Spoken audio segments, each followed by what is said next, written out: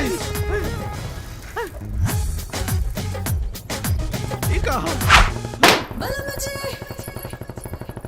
का झुमका बा? झुमका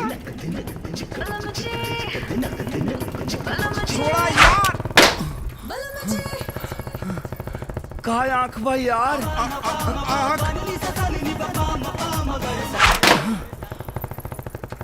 ओ माय डॉग, का उठ बा यार? कहाँ?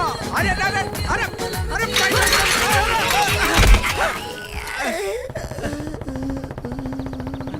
तोरा क्या जरूरत तले देखला करे? न देखलिस न देखे देहलिस। हम कहाँ देखनी? पूरा तो पाए रहल। ब्रेक न मारला तोरा? ब्रेक हमरा हाथ में रहल, पेडल तो तू मारत रहला।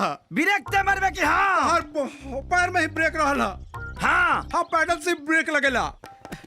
हमरा के चा पता। अरे लेकिन कुछ कह यार, आधा अधूरा पार्टी देख ली, लेकिन बड़ा निमन पार्टी भाई यार। अच्छा चला चला चला मर दे, उठा। अरे बाप,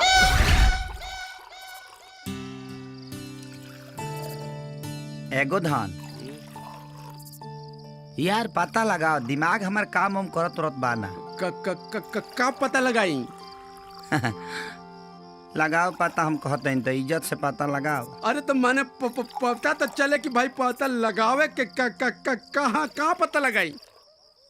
तोरा भौजी के पता लगावे के बा, और कौन से लगावे के बा? भौजी के पता? हाँ। अरे भाई आधा आधा दे के हमका घेवड़ा पता लगाई। हाँ, वो भूत पिचास की लड़की, ये तो पहले पता चल जाए। मने तो मोटरसाइकिल पर भूत पिचास बैठला, मारम बहार दे। नहीं मने भौजी हुई है, गोई गोई मारी ले हम। लेकिन भाई थोड़ा कुल्लू तो मिले। हम यहाँ कंफ्यूज होता नहीं है, तोरा कुल्लू चाहिए? कुल्लू? अरे देख, हाई 1.5 लीटर दूध जौन उठावना आवता बेटा, एकर पैसा लगता। पता लगा लेना तो काल से उठावना दूध के ना भैंसिया के मूत के होई। ना ओकरा नौबत ना आई, आज पी लेबे ता। चल पता लगावे की ही पड़ी। भाई लोगन, आज के ये बैठक नाग पंचमी के दिन रामपुर और सुल्तानपुर के बीच होखे वाला दंगल के लिए बुलावल गईल बा। जैसन कि रउआ सबे जानतानी कि पिछले 4 बरस से सुल्तानपुर के पहलवान रामपुर के पहलवान के पीठ में माटी लगा रहल बा। हमनी के हर साल दंगल जानी जा, अब पटका जानी जा। यही से आज के दिन ये विशेष बैठक बुलावल गईल बा। रउआ सबे आपन सलाह दी कि ए बरस अपने गांव से सुल्तानपुर के पहलवान त्रिभुवन से केकरा के लड़ावल जाओ। अरे बगल में छोरा और गांव में ढिढोरा, हमसे तगड़ा और अनुभवी पहलवान ई गांव में के हो? हमके लड़ावा? ए फेकू पहलवान, बैठ जा। जब तू पहलवान रहला तब रहला, अब तोहरा से ना हो पाई, कहे से कि तू लंगोट के ढीला बाड़ा। हमसे ना हो पाई था का तोहसे हो पाई का? हमसे भी ना हो पाई, लेकिन एक नौजवान बा, राजू। हाँ, राजू? तू कहिया का पहलवान बा? लेकिन तू ये बात इतना कॉन्फिडेंस से कैसे कह सकेला? सरपंच जी, हम ओकरा के देखले बानी कि कबड्डी में 7 जना के एक साथ चित कैले बा। माना तानी ओकर बाप 1 नंबर का पहलवान रहे, लेकिन राजू ओकर तो दूर दूर तक कोनो पहलवानी से नाता नहीं खे। पहलवाने के खून बना ओकर अंदर, तो ओकरा के तो दांव कबो सिखावल जा सकेला। दंगल के लिए राजू ही सही बा। का हो भाई लोग, तुम लोग के का विचार बा? तो चला सब राजू के घर चलल जाओ।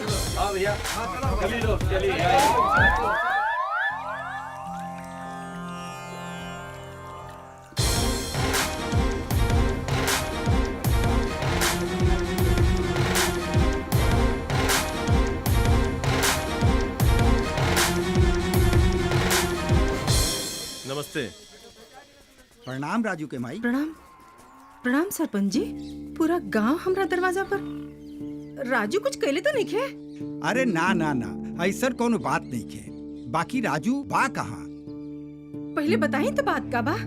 हमनी के गांव वालन सभी फैसला के लिए बानी जा कि ये बरस राजू के त्रिभुवन पहलवान से कुश्ती लड़ावल जाओ। दिमाग खराब हुआ का? पगला गल बनी का? अरे बलि का बकरा बनावे खातिर हमरे बेटा मिलल हरुआ से भेके? नहीं सरपंच जी, ये सब ना होई। हम अपन बेटा ना दे सकेला सरपंच जी। अरे भगवान ते एक आंख हमार पहले ही ले ले बाड़ा। रउआ सबे दूसरा आंख भी छीनल चाहता रही। अरे चाची, तोहरा के राजू के ताकत के अंदाजा नहीं खेबा। हमनी से पूछी काहे भाई लोग? हम अपन बेटा ना दे सकेला। नहीं सरपंच जी। देखी ऐसन बा कि अपने जौन फैसला कैले बानी वो पे फिर से एक बार विचार कर ली। का विचार कैली सरपंच जी? का सोच ली? रउआ सबे भुला गए नहीं त्रिभुवन सिंह के ताकत का अंदाजा? हमरा के याद बा। और आज से 4 साल पहले भानु प्रताप सिंह का हालत भइल रहे। भुला गेली रउआ सबे ना? नहीं। और वैसे भी सरपंच जी, दाल रोटी खा के पहलवानी ना होले सरपंच जी। अरे हम ठार ले रिटायर मास्टर आइन, पेंशन से 2 वक्त का रोटी दाल खा के सुखी बनी जा। माफ कर दी हमरा के। हमार बेटा कोनो कुछ दिन ना लड़ी। अरे रउआ ये सब चीज का चिंता ना करी, हमनी का गांव वाला बानी जा ना, हमनी का सब व्यवस्था कर दे जा। का भाई लोग? हाँ भाई, आधा किलो दूध हमारी ओर से हर रोज। 1 लीटर दूध हमारा तरफ से, 5 किलो मलाई हमारा तरफ से, 100 ग्राम घी हमारा तरफ से, और काजू किशमिश बादाम पिस्ता सब हमारे तरफ से।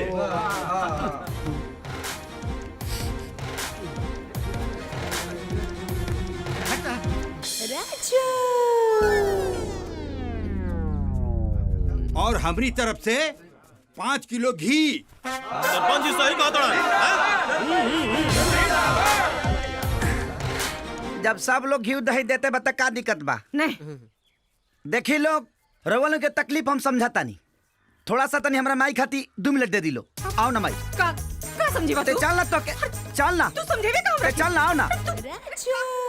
मुखिया जी, कुश्ती का खेल बा। त्रिभुवन बहुत जबरदस्त तगड़ा पहलवान बा। लड़का के लड़ावत हुआ ना, कुछ नीच उच हो जाई ना, सब तो रही जिम्मे जाई, समझ लिया? अरे चुप, हमेशा बरगलावे वाला बात करे लागेला। कहां उधर के कोना में लेके कारे माई पगला गल बड़े कहते हैं? ई गांव वाला फिर में कहियो बसिया रोटी केहू के ना खियाओ सा। और आज हमरा के घी मलिदा किशमिश बादाम छोड़ा खियाओ तरह सा खाए देना। माने घर में अन्नपूर्णा देवी आओ तरिए तू झाड़ू मार के भगाव तारू। खोतली भी। हाँ। दंगल के दिन वो हम बेटा तब नो ए चुप, आप झट से केवाड़ी में झिटकिरी लगा ले। मुखिया जी। हाँ बोल। हमरा बारे में तो तोने लोग के का विचार बा?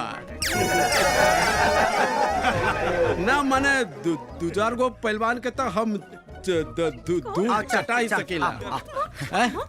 अरे जो ना तोरा बारे में क्या ख्याल होई?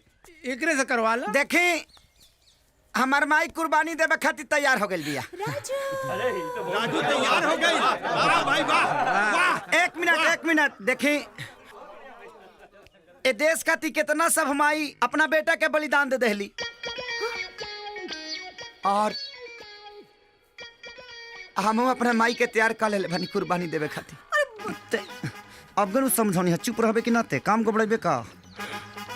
तब बात ऐसा बा कि देखी एगो और शरत बा कि रवा लोग जवान 10-15 लीटर दूध पहुंचावे के बात करनी है, टाइम से पहुंचे के चाहिए। अरे मिली, जरूर मिली। का भाई लोग? मिली ना? काजू किशमिश मने आ जाए के चाहिए टाइम से। अरे मिली काजू किशमिश बादाम तोरा के सब मिली। का गाँव वाला लोग? एक मिनट एगो और इम्पोर्टेंट बात, अगर हमारे गोड़ और टूट जाए तो हमारे स्मारक बनी ना। ये बचवा, हाथ गोड़ टूटले से स्मारक ना बनला, ओकरा खातिर तो के अच्छा मुँह के परी ना तो ढेर रिक्स बा ना तो रुक ना ते गौड़बे का कमो हमर। तो बात ऐसा ना कि जाई लो, लेकिन टाइम से दूध दही पहुंचा दे हम लोग। ठीक बा? ठीक बा। तहाँ टाइम से खा पी के सूती आदमी तर सवेरे टाइम से कसरत करे के पड़ी ना हमरा। हाँ तो जाए प्रणाम। हाँ, ए ठीक बा। मुरारी भाई धन्यवाद। का हो मुरारी भाई, ई गाँव वाला तो हमरे के लागल बड़ा सा जवानी मुआवे के चक्कर में अभी बहुत कुछ देखे के बाद दुनिया। एगो काम कर, कुछ गाना बजना के व्यवस्था कर, आइटम सॉन्ग करा के, ताकि हम अपन जिंदगी जी ली। हमरा पता बा, तू चिंता मत कर, हम अभी व्यवस्था करते हैं। हाँ ठीक बा नु?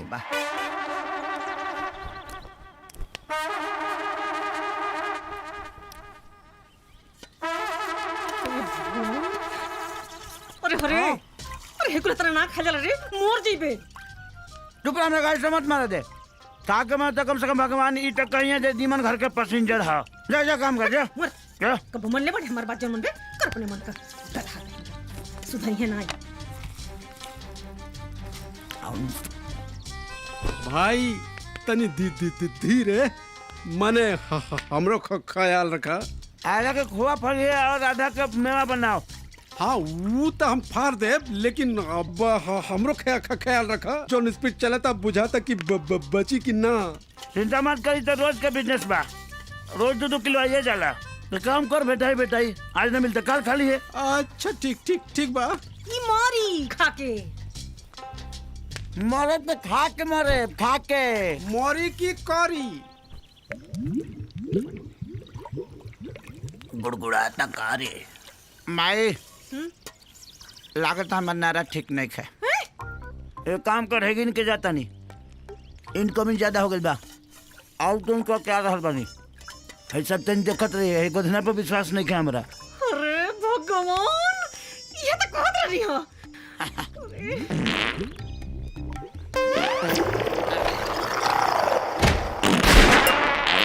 अरे आराम से हो, गए तुराइला हो।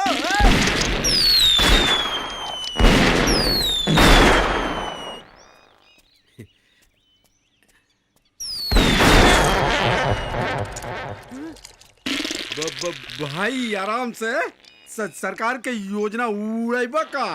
रख जा हो गई लावता नहीं। अच्छा अब माल तैयार बा, लखा ला फिर से निकाल दा।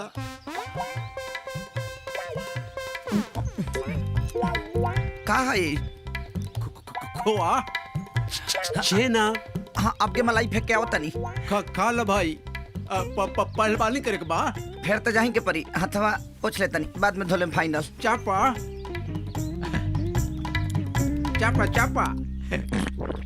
काहे रुक गईला? ले ला। जी रोक हम आवता नहीं। अरे अंदर ले ला। तो के बॉर्डर पे भेज देवे के चाहिए। चाइना पाकिस्तान दोनों खत्म।